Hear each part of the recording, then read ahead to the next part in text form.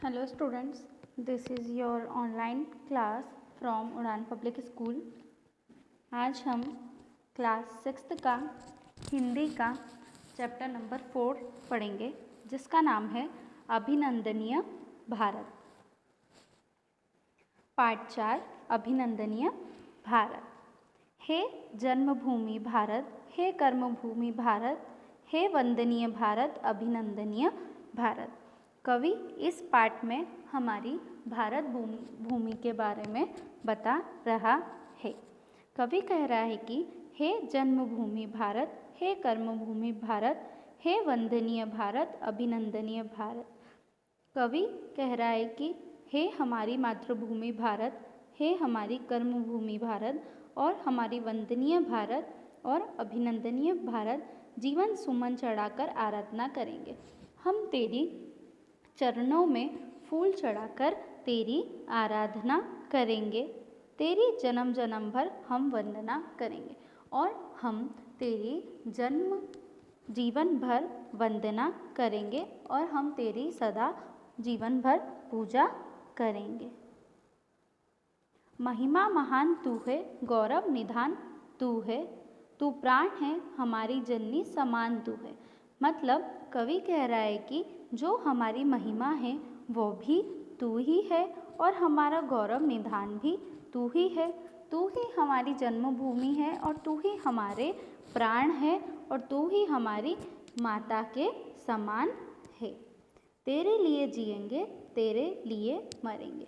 कवि कह रहा है कि हे हमारी मातृभूमि भारत, हम हमेशा तेरे लिए ही जिएंगे और हमेशा तेरे लिए ही मरेंगे। तेरे लिए जन्म भर हम साधना करेंगे और तेरे लिए ही जीवन भर हम हमेशा तेरी साधना करेंगे और तेरी पूजा करेंगे। जिसका मुकुट हिमालय जग जगमगा रहा है। कवि कह रहा है कि जिसका मुकुट हिमालय, मतलब जिसका हिमालय पर्वत मुकुट पहना हुआ है, जगमगा रहा है और सारे जग में जगमगा रहा है। सागर जिसे रत्न की अंजलि चढ़ा रहा है। और कवि कह रहा है कि जो सागर है उस मातृभूमि को क्या कर रहा है, रत्न की अंजलि चढ़ा रहा है।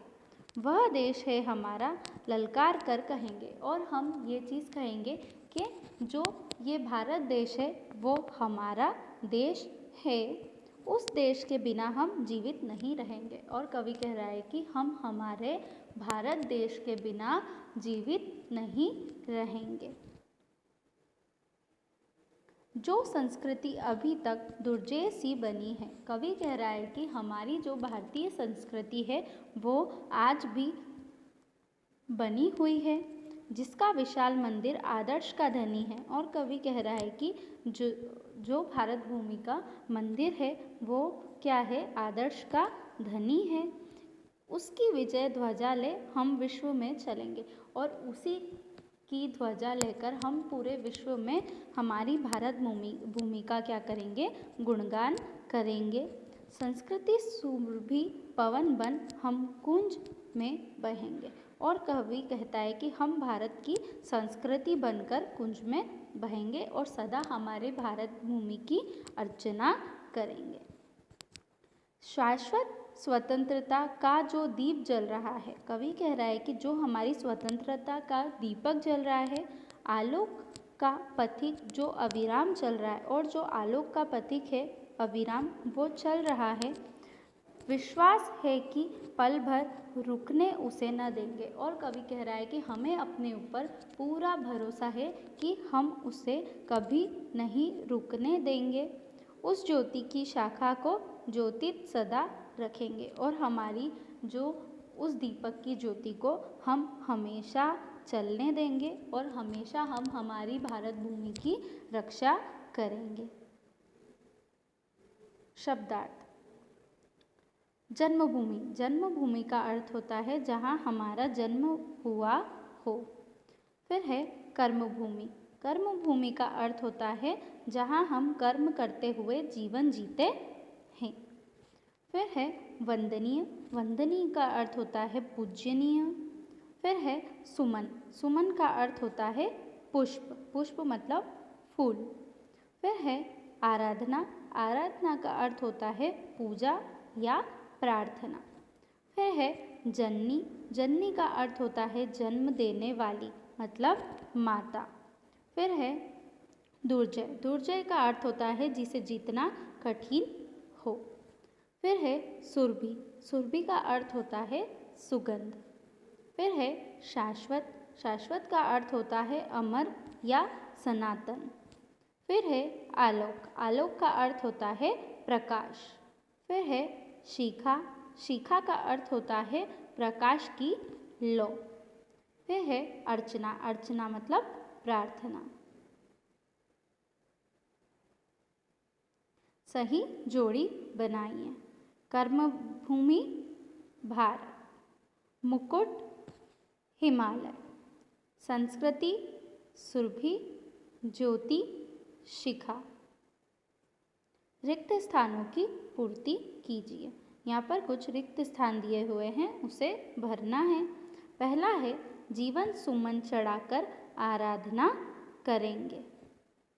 फिर है तू प्राण है हमारी जननी समान तू है। तीसरा है वह देश है हमारा ललकार कर कहेंगे। चौथा है आलोक का पथिक जो अविराम चल रहा है। वाक्यों में प्रयोग कीजिए। इधर कुछ शब्द दे रखे हैं, उनका वाक्यों में प्रयोग करना है। पहला शब्द है जन्मभूमि, इससे वाक्य बनेगा हमें हमारी जन्मभूमि बहुत प्रिय है।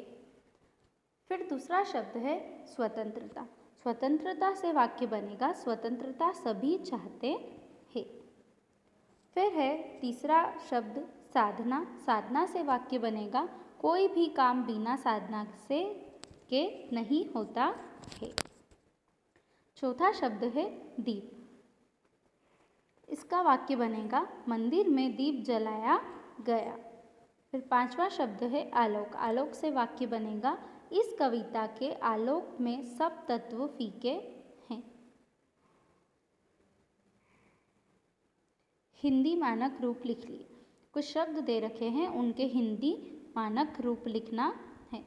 पहला है जन्म, जिसे कहते हैं जन्म।